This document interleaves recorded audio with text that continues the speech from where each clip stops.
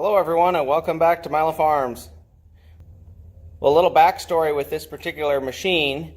Back in about the year 2000 or 2001, prior to then, every time we'd gone to the cabin in the wintertime, we would always hike up the hill, which was not a fun experience, through the snow to the cabin, or we would borrow a snowmobile from one of our neighbors up there and get up to the cabin.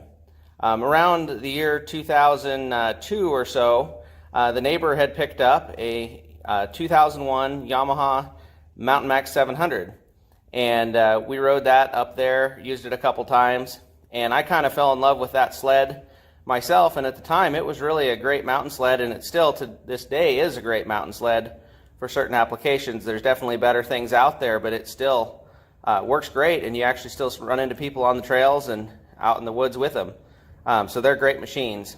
But anyway, I kind of fell in love with that machine, and I said, you know what, someday I'm going to have one of those.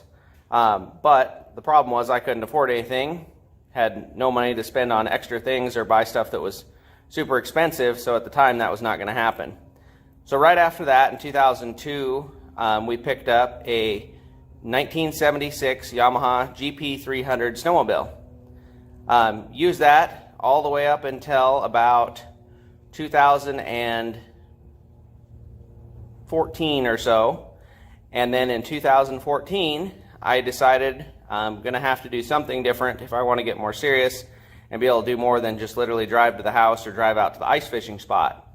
And so I started looking around, and I thought, you know, I still want that Mountain Max if I could ever find one. And I came to find this one right here.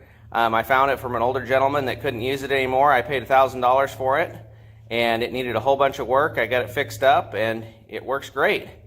So what I'm going to do is we're going to scroll through some pictures of the kind of progression of the old sleds and the old kind of way we did stuff, and all the way up until the new stuff that we have now.